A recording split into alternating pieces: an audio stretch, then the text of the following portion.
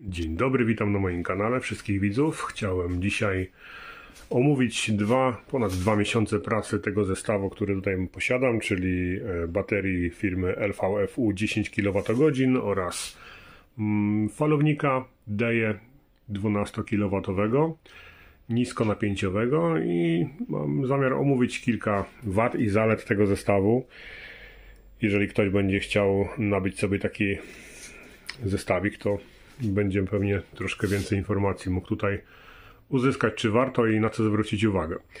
Słuchajcie, zacznijmy od falownika, czyli od całego serca układu. Zobaczcie, taka ładna kolorystyka. Pamiętacie, na jednym z moich shortów pokazywałem, że takie fanaberie tu wyskakują.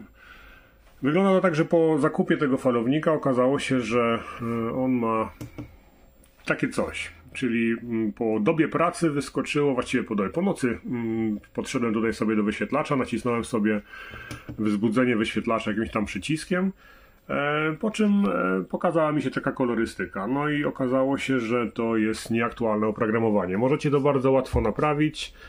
Naprawiacie to, właściwie nie wy, tylko zgłaszacie to do serwisu DEJE, który wam wgrywa aktualizację z samego wyświetlacza, tak? Czyli oni wrzucają wam nowy software do wyświetlacza, który eliminuje ten problem tych kolorów. Zobaczcie, no kolory są inne niż standardowe. Oczywiście można to w bardzo łatwy sposób, jeżeli komuś nie przeszkadza to zrobić, to można w bardzo łatwy sposób, przytrzymując sobie tutaj ten przycisk Escape przez kilka sekund, zresetować ten wyświetlacz,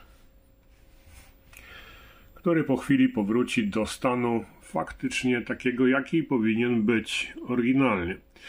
Dlaczego bo ja zrobiłem tą aktualizację oczywiście, dlaczego wróciłem już do takiego stanu z powrotem? Bo pamiętacie, u mnie pojawił się tutaj komunikat B000. Ten komunikat oznaczał jakby brak aktualizacji, czy niedokończoną aktualizację. Po rozmowach z serwisem i po próbach aktualizacji tego nic nie dało.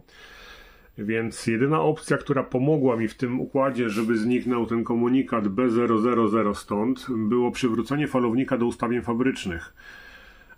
Więc oni też wgrali mi stary soft tutaj do tego wyświetlacza, ten, który był oryginalnie, i problem się rozwiązał na tyle, że błąd nie wyskakuje, aczkolwiek kolorystyka po godzinie 24, czyli po północy, wraca z powrotem do kolorów takich ciekawych, bardziej żywych, że tak powiem. Także tak, jeżeli chodzi o falownik, to jest tak, pracuje on non-stop, cały czas zasilam mój dom, cały czas ile się da pracuję w off-gridzie, więc tutaj na tej zasadzie no mogę powiedzieć, że tylko bardzo dobry zakup, tak? On oczywiście nie ma problemów z przeciążeniami, bardzo dobrze pracuje. Wyciąga ile się da z paneli, ładuje magazyn energii. Ja teraz sobie przełączyłem na grida z powrotem. Zobaczcie, widzicie, jest w tej chwili 670 W. Zostawiłem sobie 32% w magazynie energii, bo to różnie bywa. U mnie, tak jak wam kiedyś wspominałem na moich filmach, potrafią prąd odłączyć w nocy gdzieś tam, więc wolę, żeby to napięcie tam zostawało w granicach 30 do 25%. No tam jeszcze w nocy się przełączy na chwilę, mam tak ustawione chyba go, żeby jeszcze trochę pociągnął z magazynu energii. Żeby go po prostu nie wydoić teraz, kiedy jest wieczór i my wszyscy używamy trochę prądu, a jak już wszyscy pójdą spać, to on się z powrotem przełączy na baterię i nie będzie ciągnął z sieci. Tak można zrobić oczywiście, tak? Falownik bardzo fajny, czy cichy, czy głośny, to jest kwestia sporna. Jedni mówią cichy, drudzy głośny. Jeżeli obudowa jest założona, to jest dosyć cichy. Oczywiście podczas pracy, podczas odbierania energii z paneli fotowoltaicznych to jest dosyć częste uruchamianie się w nim wentylatorów, więc słychać je, ale jeżeli ta obudowa jest zamknięta, to nie jest to jakiś uciążliwy hałas. Na pewno się grzeje, jest to taki mały piecyk, który wam na pewno podgrzeje temperaturę w pomieszczeniu i jeżeli macie takie, powiedzmy, pomieszczenie zamknięte typu bardzo małe, to wypadałoby zrobić wentylację. Ja tutaj u mnie też zrobiłem wentylację, tak jak tu widzicie, jest ta wentylacja ustawiona na, powiedzmy, 25,9 stopni. Jeżeli taka temperatura tutaj dojdzie, to ten wentylator się uruchomi i zacznie wyciągać tutaj ciepłe powietrze z tego pomieszczenia, więc on jako tako się będzie chłodził. Jeżeli chodzi o samo podłączenie, no ja mam podłączone to w ten sposób, tak jak widzieliście. Bateria jest podłączona normalnie tutaj, fajne złącza, szerokie, mocne, można założyć duże, grube końcówki, zaprasować się porządnie i nie ma z tym problemu. Jeżeli chodzi o czujnik temperatury, podłączenie 1 i 2, potem idą CT-ki, czyli current transformatory. Tak jak wszyscy mówią, biały, czarny, biały, czarny, biały, czarny. Niektórzy wspominają, że to czasami jest różnie, bo zależy jak one się tam po prostu fabrycznie uda im zrobić. U mnie, tak jak widać, wszystko pracuje prawidłowo. Na current transformatorach wszędzie są moce pokazane. Jest różnica taka w mocach niewielka, z racji tego, że sam falownik pobiera też oczywiście na swoje podtrzymanie z sieci energię. Tak to mniej więcej wygląda. On też przetwarza tą energię pomiędzyfazowo, sobie tam dobiera, także tam zostawmy mu to w spokoju. Jeżeli chodzi dalej o podłączenie, to jest przewód od baterii, od BMS-a. Tutaj do BMS-a podłączamy sobie baterię, a właściwie komunikację baterii. Potem jest podłączenie grida, czyli tu mamy bezpiecznik od zasilania sieciowego, jeżeli takowe macie. Tutaj u góry jest podłączenie load, pod które mam podłączony cały budynek, tak? Stąd wychodzi już do rozdzielni głównej w moim domu zasilanie stąd. Pod spodem jest port, właściwie podłączenie GEN, tam pewnie widać troszkę pod spodem delikatnie, jak zerkniecie sobie. Ja ten port GEN wyciągnąłem sobie, tak jak wam wcześniej wspominałem, tutaj. Dzięki temu, jeżeli miałbym coś tam podłączyć pod spodem, to nie muszę teraz znowu odpinać tego, bądź kombinować z tymi śrubami tutaj, żeby dojść śrubokrętem. Zobaczcie, bo te przewody akurat nachodzą na te zaciski, na te śrubki, więc będzie to problem, żeby to podłączyć, jeżeli chodzi o jakieś, nie wiem, grzałkę czy cokolwiek chcecie. Wyciągnijcie sobie ten przewód do jakiejś małej rozdzielni obok. I tutaj spokojnie jakieś małe zabezpieczenie dodatkowe. Ja tu mam tylko taki rozłącznik, on nie jest po to, żeby mi tutaj 100 A grzałkę wyłączyć, tylko po prostu to jest takie mój hebelek, który działa mi jako rozłącznik po prostu tego zasilania. Także tak to jest tutaj przemyślane. Jeżeli chodzi o te kręgi, dużo ludzi was się pyta, co to jest tak naprawdę. Widzicie, to jest kabel 50, właściwie przewód 50. Da się go wywinąć w ten sposób. No ja go nie wywijałem jakoś strasznie dużo. Dwa obroty na ten zwój w zupełności wystarczy. Plus i minus jak najbliżej podłączenia baterii. No wiadomo, w środku nie jest to za bardzo możliwe, więc przy samych dławicach tutaj wykręcam sobie coś takiego. Jego zadaniem jest wyfiltrować wszystkie wzbudzające się napięcia, prądy indukujące się z pola magnetycznego w tym przewodzie, żeby nie było żadnych zakłóceń przy zasilaniu z baterii, tak, żeby żadne napięcia, nie wiem, z telefonów komórkowych i innych urządzeń wokół tutaj nie wzbudzały tutaj żadnego napięcia dodatkowego w tym przewodzie, które będzie ewentualnie zakłócać pracę baterii z falownikiem. Tak samo jest na przewodzie od BMS-a, tak, tutaj jest przewód od BMS-a, tu mogłem właściwie to w środku zrobić, bo to jest mały pierścień taki, ale już zrobiłem to też w tym miejscu, w zupełności wystarczy. Przewód jest chyba też ekranowany, więc nie powinno być tam specjalnie bardzo wzbudzenia, więc ten pierścień nie jest aż tak konieczny, jeżeli macie przewód ekranowany. Jeżeli nie macie, no to dajcie, a ja dałem tak czy inaczej, żeby po prostu był. Jeżeli chodzi o podłączenie paneli fotowoltaicznych, zobaczcie, tutaj mamy dwie diody, z racji tego, że te pierwsze złącze, tak jak wspominałem wam wcześniej w filmach, jest pojedyncze, właściwie to jest jedno złącze MPPT z dwoma wyjściami. 27 A bodajże, o ile się nie mylę. Tyle może przyjąć, więc jeżeli łączycie panele sobie do tego złącza, to łączcie je na przykład, jeżeli macie, nie wiem, w panele 10 amperowe i chcecie podłączyć ich jak najwięcej, no to tutaj możecie podłączyć powiedzmy do 800 V, bo taki ma zakres ten falownik bodajże, o ile się nie mylę. Możemy sobie spojrzeć tutaj na charakterystykę pracy. Jest od 160 do 800 V. Przy 550 jest najlepsza produkcja. Znaczy to jest największa wydajność falownika, więc jeżeli uzyskacie około 500 V na panelach, to możecie takie panele połączyć równolegle, czyli jedno 500 tutaj, drugie 500 tutaj, no i wtedy macie 20 A. Zostaje wam jeszcze 7 w zapasie, więc spokojnie tutaj ten falownik na tym pójdzie. A tutaj 13-amperowe kolejne złącze MPPT. O ile się nie mylę, bo 13, no ale tu możemy sobie też, żeby nie być gołosłownym, spojrzeć i już wam mówię, gdzie to tutaj jest, to MPPT. 12 kW, 13 A. Tak, to pierwsze jest 26 A, a to drugie jest 13. Tutaj sobie możecie spojrzeć, tak? 26 A pierwsze podwójne złącze plus 13 A drugie złącze. Więc taki prąd możecie podłączyć, czyli jeżeli sumujecie wszystkie panele szeregowo, no to prąd z jednego panela to jest prąd, który będzie płynął tutaj do tego złącza. Więc jeżeli macie panele 10A czy nawet 12, to spokojnie możecie podłączyć tutaj do 800 V tak naprawdę. No dobra, tak to wygląda. Pytaliście się mnie, co za przewody są. To są przewody ekranowane. Oczywiście ekran wykorzystałem tutaj jako uziemienie w tym przypadku. Co to daje? No daje to, że ja taki przewód miałem, a daje to dodatkowo filtrację przeciwzakłóceniową także, więc ten prąd, to napięcie, które płynie w tym przewodzie, jest też w jakiś sposób chronione przed wszystkim wzbudzeniem się. Wszystko mam oczywiście podłączone przez te busbary, tak jak wam wcześniej pokazywałem, czyli tutaj dochodzi zasilanie z magazynu energii i dochodzi zasilanie z falownika, jeżeli chodzi o napięcie 48 V, czy tam 51, tak jak magazyn energii ma. Tyle o falowniku. No, jestem z niego na razie bardzo zadowolony. Liczę, że popracuję jak najdłużej. Nie wykazuje żadnych wad, że tak powiem, wrodzonych. Nie ma w zasadzie do czego się za bardzo przyczepić, oprócz tego oprogramowania wyświetlacza.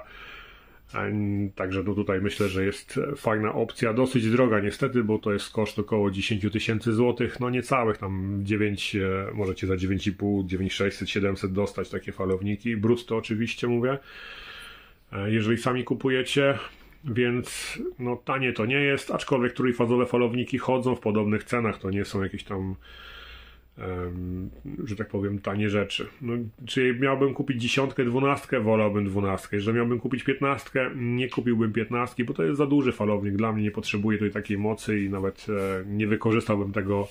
12 nie wykorzystuję, że tak powiem, a 15 to już byłoby naprawdę zbyt duże przewymiarowanie. Tak to jest z tym moim falownikiem. Słuchajcie, jeżeli chodzi o baterię. Bateria firmy LVFU. Cóż mogę o niej powiedzieć? Ma swoje plusy i ma swoje minusy oczywiście, jak wszystko w naturze. A więc tak, jej plusem na pewno jest sposób podłączenia. Tak jak wam kiedyś pokazywałem, jest to śrubka, nie trzeba żadnych szybkozłączek, które no, dla mnie one nie są pewne. Tutaj przynajmniej jak coś przykręcę z jakąś siłą, z jakimś kluczem dynamometrycznym delikatnie, bo to jest śruba 6 tutaj niestety. Mogła być też jakaś 10 chociaż, albo 8. To by było troszkę lepiej, tak? To bym zalecał producentowi, żeby poprawić, żeby złącze było co najmniej na śrubę M8, a nie na M6, bo M6 przy, powiedzmy, kablu, przewodzie 50 mm² to jest trochę za słaba jak dla mnie, no ale to jest moje osobiste zdanie, no i takie mam wrażenie po prostu. Także podłączenia. Fajnie, że jest przynajmniej na śrubę, tak. Uchwyty montażowe, właściwie nie montażowe, tylko transportowe, które się składają. To jest bardzo dobra sprawa. To też wam wspominałem. Podłączeń wam już nie będę opowiadał, bo już wcześniej mówiłem w jednym z moich filmów, także jest ok. Jeżeli chodzi o sam magazyn energii, zobaczcie, po 2,5 miesiąca pracy praktycznie, bo ja go, cały system podłączyłem 5 sierpnia. I od 5 sierpnia on już pracuje tak naprawdę sobie. Zobaczcie, w tej chwili napięcie trzyma się 51,7 V. Tak jak mówiłem, zostawiłem sobie 32% magazynu energii. No i teraz możemy przejść do jakichś parametrów. Spójrzmy sobie, powiedzmy, na te napięcia nasze, które tutaj występują. Przy takim już rozładowanym trochę akumulatorze napięcia poszczególnych cel wyglądają, wydaje mi się, całkiem przyzwoicie. Zobaczcie. 3,2, praktycznie prawie wszędzie, 3,2, niewielkie wahania, tam będą jakieś niewielkie rozbieżności, 3,6, no ale wszystko się mieści, powiedzmy, w tej granicy niewielkiej, która tutaj wydaje mi się bardzo dobrze to jest rozwiązane. Balanser zastosowany w tym tutaj urządzeniu wydaje mi się, że jest na tyle dobry, że po prostu trzyma napięcie tych cel na bardzo dobrym poziomie, tak? One się nie rozjeżdżają, nie mają jakichś problemów, czy to jest magazyn naładowany, czy to jest magazyn rozładowany. Wszędzie te cele trzymają praktycznie to samo napięcie, I to jest akurat bardzo bardzo dobry BMS, który tym zarządza i cały balancer. To na plus tego magazynu energii. Przejdźmy dalej. Jeżeli chodzi o temperatury oczywiście, mimo że się rozładowuje, ładuje cały czas ten magazyn energii, zobaczcie, trzymają cały czas w normach. One tutaj nie skaczą, nie wiadomo, do jakiegoś poziomu. Tutaj macie temperatury w pobliżu BMS-a, a tutaj wyżej macie temperatury na ogniwach, które są 4 punkty rozmieszczone. No i tutaj też wszystko działa prawidłowo. Tu też na plusik ładnie. Jeżeli chodzi o ostrzeżenia, słuchajcie. Czy były jakieś ostrzeżenia? Nie było żadnych ostrzeżeń. Magazyn energii pracuje praktycznie bezawaryjnie, bez żadnych ostrzeżeń. Przez 2 miesiące nic tutaj się nie wydarzyło takiego, co by mogło spowodować, żeby tutaj jakikolwiek warning, ostrzeżenie, cokolwiek wyskoczyło. Także tutaj bardzo dobrze, na plus. No i pojemność. Słuchajcie, tutaj pojemność. 2 miesiące minęło, ponad 2 miesiące i tam z tydzień z hakiem bodajże. Wygląda to w ten sposób, słuchajcie, że mamy pojemność naszego magazynu 200 Ah, zostało 64 Ah i przez 2 miesiące zrobiłem 42 cykle. 42 cykle, tam chyba 1 czy 2 cykle były, jak go kupiłem, żeby to były te cykle testowe, ale liczmy 40 cykli. 40 cykli przez 2 miesiące, czyli około 20 cykli na miesiąc on robi. Jeżeli on ma 6000 cykli, także to jest bardzo dobry wynik. On się też rozładowuje różnie, czyli tak, już też poprawiali mnie koledzy w komentarzach i widzowie pisali informacje, bo ja zgłaszałem coś takiego, taką uwagę, że magazyn rozładowuje się do 50%, potem jest ładowany do pełna i to mu za drugim razem, jak rozładowuje się do 50%, to już mu skakuje cykl, ale on po prostu zlicza sobie łączną pojemność rozładowania i ilość ładowań i w ten sposób liczy sobie cykle. To jest jego prawidłowy, że tak powiem, prawidłowa charakterystyka pracy. Także tutaj też wszystko na plus. Nie zrobił nie wiadomo ile cykli. Myślę, że starczy na bardzo długo. Jeżeli utrzymywać będzie tą kondycję, co w tej chwili, to naprawdę można powiedzieć, że warty magazyn energii zakupu. Stoi sobie jeszcze tak, jeszcze szafki do niego nie nabyłem. Pewnie niedługo kupię.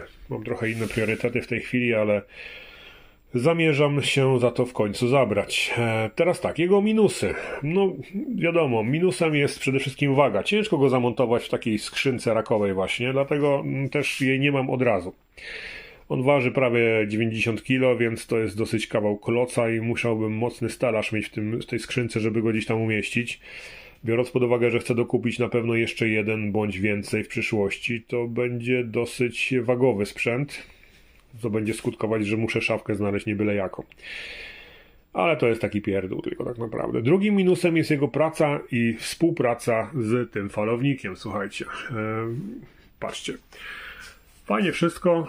Człowiek sobie myśli, ustawimy sobie w baterii, prawda? Ustawicie sobie baterię, pojemność baterii wpisujecie sobie, maksymalny prąd ładowania 100 A, maksymalny prąd rozładowywania 200 A. No, wszystko niby było fajnie, tak jak w charakterystyce tego akumulatora, albo tam gdzieś podają takie informacje. A tutaj okazuje się, że BMS z tej baterii, zobaczcie, tu jest BMS, ma ustawione takowe wartości i nie mogę ich zmienić. Wartości ładowania, limit wartości ładowania to jest 55 A, więc ten akumulator nie weźmie, ten magazyn nie weźmie więcej niż 55 A z tego falownika. Ile to jest 55 A? To jest 2,7 bodajże kW będzie maksymalnie ładowany magazyn energii. Jeżeli wasze panele będą robiły powiedzmy 10 kW dziennie, albo chwilowo produkowały 10 kW pików, a wasz magazyn będzie brał niecałe 3, a wasz dom nie będzie zużywał tyle, ile potrzeba, no to część energii będzie się marnować, prawda? Mogłaby oczywiście być pompowana w szybszym tempie, w większym tempie do magazynu energii, ale tutaj jest limit ustawiony. Być może producent zrobił to rozmyślnie, żeby chronić magazyn energii. No ale limit mamy ustawiony, tak jak widzicie tutaj, Charge Current Limit 55 A. Jeżeli chodzi o rozładowywanie, zobaczcie, 200 Ah magazyn energii może rozładowywać się z prądem 200 A. No tutaj jest limit na BMS-ie oczywiście ustawiony 100 A i nie mogę tego tak samo zmienić. Nie mam możliwości wejść w ustawienia tego BMS-a, przynajmniej nie wiem jak jeszcze. Może macie pomysły i to piszcie w komentarzach, chętnie to trochę podwyższę, bo dałoby mi to możliwość szybszego ładowania tego magazynu energii. Na obecną chwilę to wygląda tak, że mogę go ładować maksymalnie 100 A, a rozładowywać maksymalnie 55 A, czyli tutaj no, nie ma możliwości pociągnąć więcej niż 100 A z tego magazynu energii, czyli jakieś 5 kW. 5,5, no 6 kW mniej więcej, pi razy drzwi. 6 kW nie pójdzie więcej niż 6 kW z tego magazynu energii. Słuchajcie, taka jest zależność tutaj tego BMS-a. No i nie wiem jak tam wejść w ustawienia, może macie pomysł, żeby zmienić to, może się nie da. No, kto wie. To jest według mnie minus, bo powinienem mieć możliwość jakiś tam widełek ustawić sobie ten prąd ładowania i rozładowywania, tym bardziej, że magazyn energii to jest magazyn 10 kWh, czyli ma ogniwa pojemności 200 Ah. Więc no, myślę, że ten prąd 200 A, no chyba, że się mylę, tak jak mówię, to wiecie, ja nie jestem też nieomylny, ale poprawcie mnie, jeżeli się mylę. Jeżeli są takie pojemności 200 Ah, no to 200-amperowy prąd powinien móc chwilowo, nie mówię, że cały czas, ale chwilowo popłynąć. Oczywiście takiego prądu tutaj nigdy nie będzie u mnie pobieranego, ale nawet nie było 100 A jeszcze, było tam około 80-90 A pobierane z tego magazynu energii, aczkolwiek chciałbym móc ładować go szybciej niż 55 A, tak, bo no, to jest troszkę za wolno. Tutaj bym wrzucił mniej więcej do 80-90 A chociaż ładowanie, żeby tam mogło tu się, nie wiem, skumulować 3-4 kW w jednym momencie, żeby podnieść szybko napięcie tego magazynu energii, bo sami wiecie jak pogoda na jesień wygląda. Czasem wychodzi słońce, czasem nie i w momencie gdy to słońce jest, panele akurat złapią tę energię i pompują ile się da, a tutaj no sorry, tylko 2 kW biorę, nie? Czy tam 3, więc i dupa. I tak to wygląda właśnie. To tyle, jeżeli chodzi o zestaw. Słuchajcie. Co mogę powiedzieć? No mogę polecić wam tylko i wyłącznie. Ja jestem zadowolony. Zakupiłem go sam tak naprawdę, bez niczyjej pomocy, bez żadnych tam pośredników. Zrobiłem to oczywiście impulsowo, bo tak stwierdziłem, kupuję, co tam będę sobie żałował. Akurat odłożyłem sobie trochę gotówki i kupiłem sobie ten magazyn energii i ten falownik. Jestem z niego zadowolony. Słuchajcie, jeżeli chodzi o samą pracę tego, to tak, cały sierpień i cały wrzesień praktycznie, to byłem w off-gridzie praktycznie całą dobę, tak. Tutaj nie było mowy w ogóle, żeby ta energia była pobierana. Było kilka dni takich naprawdę full deszczowych i bez słońca żadnego, więc no tam może na chwilę się przełączyło wieczorem na jakieś zasilanie gridowe, ale tak to praktycznie cały czas pompowałem sobie energię do magazynu i pobierałem ją bezpośrednio na swój budynek. No teraz to wygląda różnie. Praktycznie cały dzień jestem bez dostępu do sieci, nie muszę jej pobierać, a po godzinie tam 20 już właściwie przełączam sobie tą sieć, mam tak ustawione, żeby on do 30 tam paru procent się tylko rozładowywał, tak jak mówiłem, z przerwami. Mamy 32%, żeby zostawić sobie tą energię na jakąś czarną godzinę, jakby tutaj na przykład jutro też powiedzmy nie było tego słońca za dużo i żeby trzeba było coś tam podziałać trochę z tego magazynu energii, bo by mi prąd wyłączyli. Tak to wygląda. Mam nadzieję, że troszkę pomogłem. Jeżeli macie jakieś pytania, chcielibyście zakupić taki falownik, macie jakieś wątpliwości, piszcie śmiało. Pamiętajcie, że ja zawsze wszystkim odpowiadam. Nigdy nie pozostawiam komentarzy ani zapytań bez odpowiedzi. Tak już mam. Także jeżeli macie jakieś problemy, chcielibyście je rozwiązać bądź podpytać, to śmiało, zawsze pomogę. To tyle. Pozdrawiam serdecznie i do zobaczenia.